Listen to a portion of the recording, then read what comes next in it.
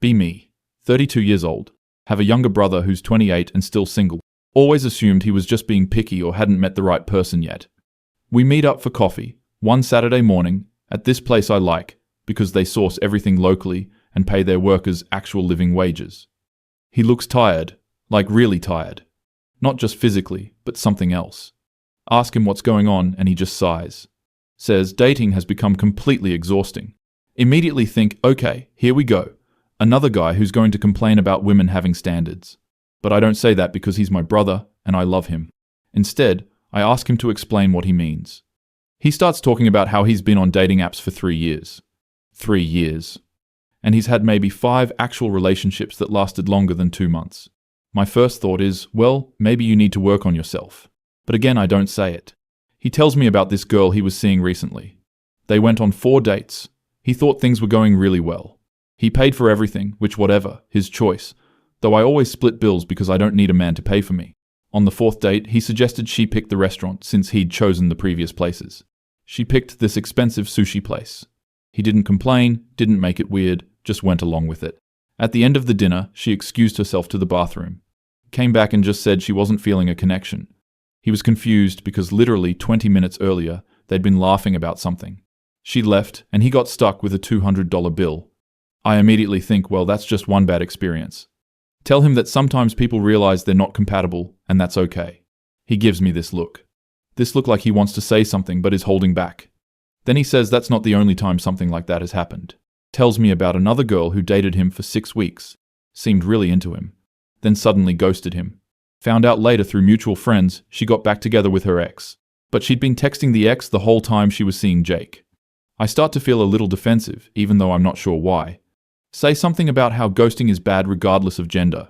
He agrees, but says he's noticed a pattern. Asks me if I've ever really thought about what dating is like for men right now. Honestly, I haven't. I've been single by choice for 4 years after my last relationship ended. Dated a few people here and there, but nothing serious. Mostly because I have high standards, and I'm not going to settle. Jake continues talking and I'm half listening. He's saying something about how every woman he meets seems to be dating multiple people at once. Which fine, that's their right. Nobody owes anyone exclusivity. But he says the problem is, they don't communicate it. They act like he's the only one, and then he finds out there are 3 other guys. I point out that he could also date multiple people. He says he tried that and felt terrible about it. Said it felt dishonest, even though technically everyone was just casually dating. I'm starting to feel uncomfortable because part of me wants to defend these women. Like they don't owe him anything. They're allowed to explore their options. But another part of me is hearing something in his voice that I've never heard before. Something that sounds like genuine pain. He keeps going. Tells me about his friend Marcus, who's been married for 3 years. Apparently Marcus told him that he almost gave up on dating entirely before meeting his wife. Said the last girl he dated before his wife told him on their 3rd date that she expected him to eventually make at least $200,000 a year. Marcus is a high school teacher. He will never make $200,000 a year. I immediately think, well, she was just being honest about her expectations. But then I imagine someone saying that to Jake, and I feel angry. Jake is a good person. He works as a physical therapist and helps people recover from injuries. He volunteers at a free clinic twice a month. He calls our mom every week. Why should he have to make a certain amount of money for someone to love him? But then I catch myself because I've definitely had thoughts about not wanting to date someone who wasn't ambitious enough. Ambition meaning making good money. I never really examined why I equated those things. Jake orders another coffee and I can tell he's not done. He starts talking about his friend group. Out of 12 guys, only 3 are in relationships. The rest have basically given up on serious dating. They still swipe on apps sometimes, but without any real hope. I think that's ridiculous. There are plenty of women who want relationships. I know tons of women who complain about not being able to find good men. Say this to Jake. He laughs, but it's not a happy laugh. Asks me to really think about those women I know. Think about what they're actually looking for. I mentally go through my friend group. There's Sarah, who's always complaining about men, but she's still hung up on her ex, who treated her like garbage. She goes out with nice guys and calls them boring. There's Michelle, who has a whole list of requirements. Must be over 6 feet tall. Must make more than her, must be emotionally available, but also mysterious somehow. She's been single for 7 years. There's Amanda, who dates constantly, but sabotages anything that gets serious. I start to see what he might be getting at, but I don't want to. Jake asks me what I think the average guy is like. I say I don't know. Average, I guess. He asks me if I think the average guy is terrible. I say no, of course not. He asks why all my stories about men involve them being terrible. I freeze because he's right. Every time we talk about dating, I have some story about a guy being creepy or weird or inappropriate. And those things did happen. But I realize I never talk about the normal interactions. The guys who were just fine. The guys who were respectful and kind, but I wasn't attracted to. In my mind, I've been sorting men into two categories. Men I'm attracted to who tend to be unavailable or difficult. And men I'm not attracted to who I don't really count as options. Jake tells me about asking women what they want in a partner. They say things like kindness, sense of humor, emotional intelligence. But then they date guys who have none of those qualities but are really attractive or really successful. I want to argue, but I can't. I've done exactly that. Dated a guy 2 years ago who was objectively kind of an asshole. But he was attractive and confident, and I told myself he just needed someone to understand him. He didn't. He was just an asshole. Meanwhile, I'd gone on a date with a guy friend of a friend who was perfectly nice. Good job, interesting hobbies, treated me well. I just wasn't attracted to him. Told everyone he was nice, but there was no spark. What even is a spark? Jake says something that really bothers me. Says that women are told they can have it all. The perfect career and perfect relationship and perfect life. And that's great in theory. But it means a lot of women are waiting for the perfect man, while rejecting perfectly good men, and then wondering where all the good men went. I want to argue that women deserve to have standards. We do deserve that. But he's not saying women shouldn't have standards. He's saying something else that I'm not quite grasping. Or maybe I'm refusing to grasp it. He tells me about this thing his therapist told him. Yes, he's in therapy, which I think is great. His therapist said that dating apps have created a false economy, where the top 20% of men get 80% of the attention. The rest are invisible. I say that sounds like incel rhetoric. He looks hurt. Says he's not blaming women. He's trying to explain a systemic problem. The apps are designed to keep people swiping. They're not designed to create relationships. And they've gamified dating in a way that makes everyone disposable, especially average men. I think about my own app experience. I get matches constantly, like hundreds of matches. I barely respond to most of them.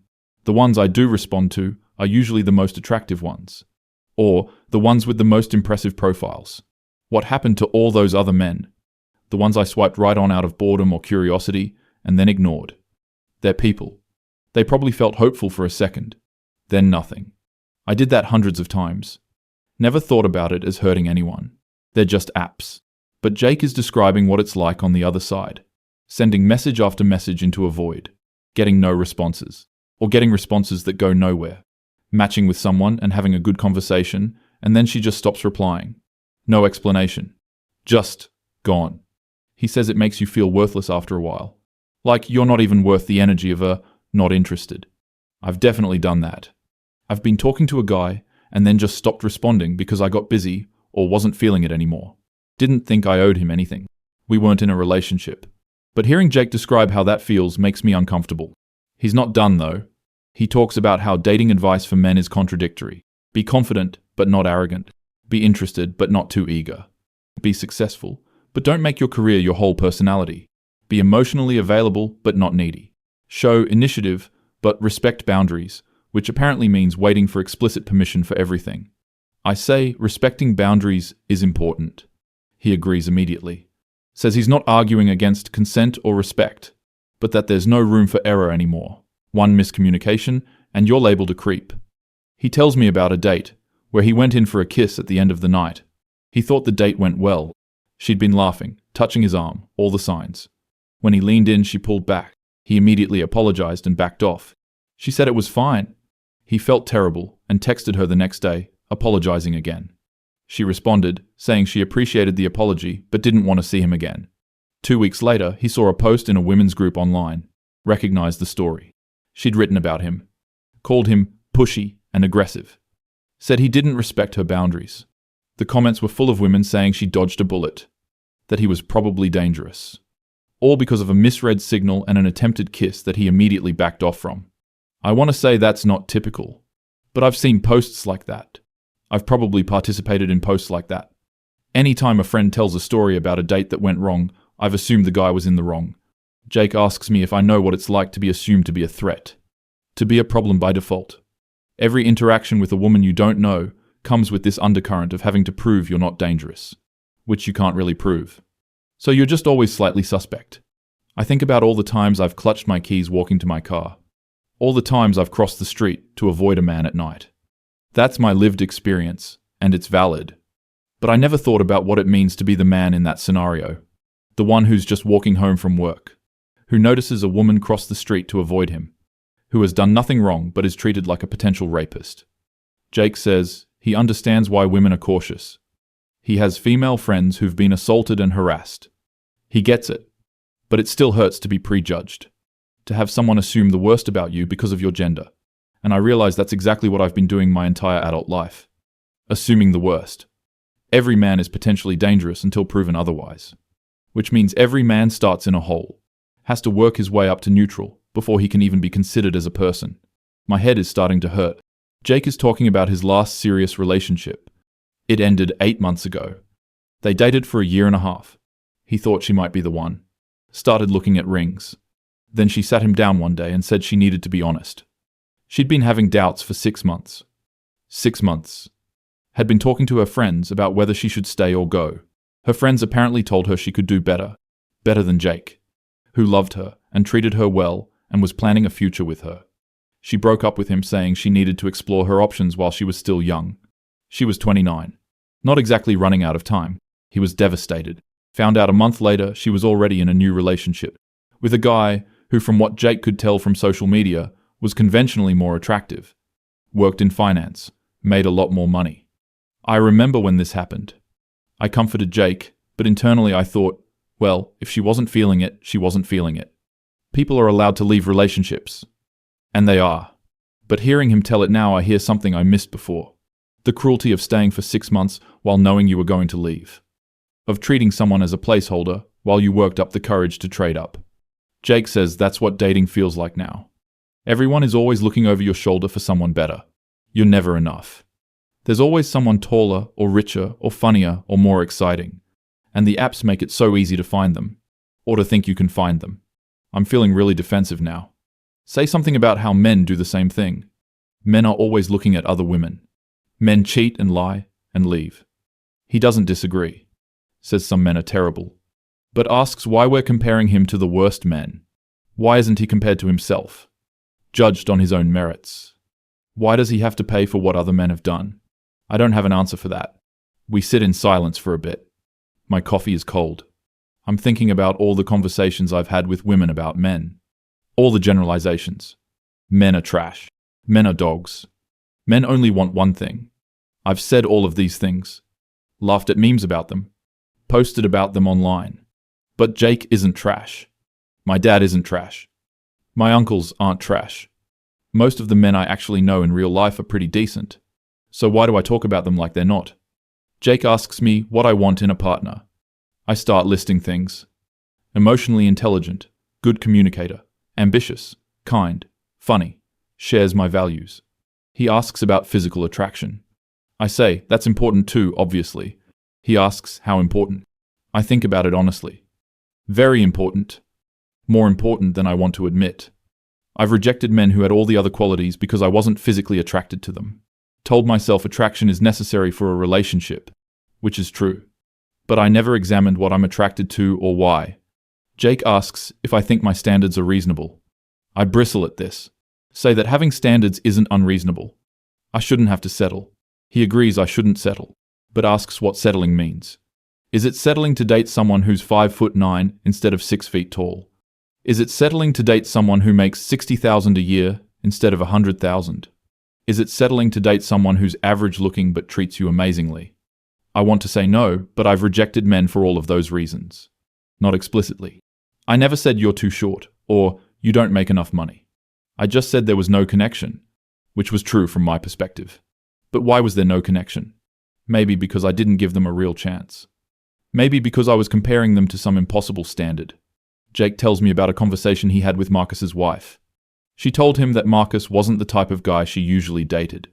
Her type was tall, athletic, very conventionally attractive. Marcus is average height, kind of skinny, nothing special looks-wise. But her friend convinced her to give him a chance. She went on a first date with low expectations. Marcus was funny and sweet and interesting. She agreed to a second date. By the fourth date, she realized she was attracted to him, not despite his looks, but because she was starting to see him as a whole person. They've been married 3 years, and she says he's the love of her life. But she almost didn't give him a chance. Almost dismissed him because he wasn't her type. I think about my type. My type has consistently made me unhappy.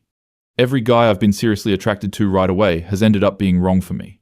The relationships that lasted longest were with guys I was less immediately attracted to. But I still left them. Still felt like something was missing. Maybe what was missing was that initial spark of intense attraction. That feeling I got with the wrong guys. The ones who were emotionally unavailable or self-centered. Maybe I've been confusing anxiety for attraction. Jake is looking at me, and I can tell he's trying to figure out if I'm understanding what he's saying. He tells me he's not trying to make me feel bad. He just wants me to understand why he's struggling. Why a lot of men are struggling. And it's not because women are terrible. It's because the whole system is broken. Dating apps, social media, hookup culture, the paradox of choice. All of it has made dating transactional. People are products. You swipe through them like you're shopping. If someone doesn't immediately meet every criterion, you move on. There's no patience. No willingness to let something develop. I realize I've been doing exactly this. Treating dating like I'm shopping for a person. Expecting to find someone who checks every box. And when they don't, I just keep looking. Because there are always more options. Except there aren't really. Not quality options. Not people who actually want to build something real. Jake says something that really hits me. Says that women have more options than ever in terms of education and career and independence. Which is genuinely great. He's happy for women. But it's created a weird imbalance in dating. Women don't need men for financial security anymore. Which means men are chosen purely on attraction and compatibility. But the standards for attraction have gotten insane. And compatibility is judged in seconds based on a profile. Men are more disposable than ever. And average men are invisible. I think about my own life. I have a good job. I own my loft. I have financial security. What do I need a man for? I've been telling myself I don't need a man. Which is true. But I haven't asked what I want a man for. What would a partner actually add to my life? And if I did want a partner, what would I offer them? I've been so focused on what I deserve. What I should expect. What my standards should be. I never really thought about what I bring to the table beyond my independence. Which isn't actually something I bring to someone else. It's just something I have for myself. Jake checks his phone. Says he needs to get going. Before he leaves, he says one more thing. Says he hopes he'll meet someone eventually. But he's not optimistic. He's tired of being rejected for things he can't control. Tired of being compared to impossible standards. Tired of being treated like he's interchangeable. He just wants someone to see him as a person. To give him a chance. To build something real. But that seems harder to find than anything else. We hug goodbye, and I sit there for another hour. Just thinking. Thinking about every date I've been on. Every guy I've dismissed. Every conversation I've had with women about how terrible men are. Every time I've swiped left because someone was half an inch too short or their job wasn't impressive enough. I pull out my phone and open my dating app. I'll scroll through my matches. There are dozens of conversations I never responded to. Dozens of men who tried to start something and I just ignored. I read through some of the messages. Most of them are fine. Some are actually pretty funny or thoughtful. I just didn't respond because I wasn't immediately interested. Or because someone hotter messaged me. Or because I just didn't feel like it. I think about what Jake said about feeling worthless. About sending messages into a void. I close the app. Actually delete it. Sit there feeling something I haven't felt in a long time. Shame. Not because I've done anything explicitly wrong. But because I've been complicit in something cruel without realizing it. I've been treating people as disposable. As less than human. While simultaneously demanding to be treated as a complete person with feelings and depth. The hypocrisy is staggering. I think about all my feminist theory. All the books I've read about equality and respect. I've been applying it one way. Demanding men see me as a full person. While reducing them to height and salary and jawline. I'm not even attracted to jawlines. I don't care about jawlines. But I've swiped left on men because their jawlines weren't strong enough. What does that even mean? Over the next few weeks, I can't stop thinking about this conversation. I bring it up with my friend Sarah. She immediately gets defensive. Says men have had it easy forever, and now they're mad that women have standards. I try to explain that's not what I'm saying. She doesn't want to hear it. Says, I'm being a traitor to feminism. I talk to Michelle. She's more receptive, but still skeptical. Says maybe some men have it hard, but women have it harder. Which might be true in many ways. But does that mean we shouldn't care about men's struggles? Is empathy a zero-sum game? I try to talk about it in a women's group I'm part of. Immediately get shut down. Told that centering men's feelings is exactly the problem. That women have been doing that forever. And I get that. I do. But I'm not talking about centering men's feelings above women's.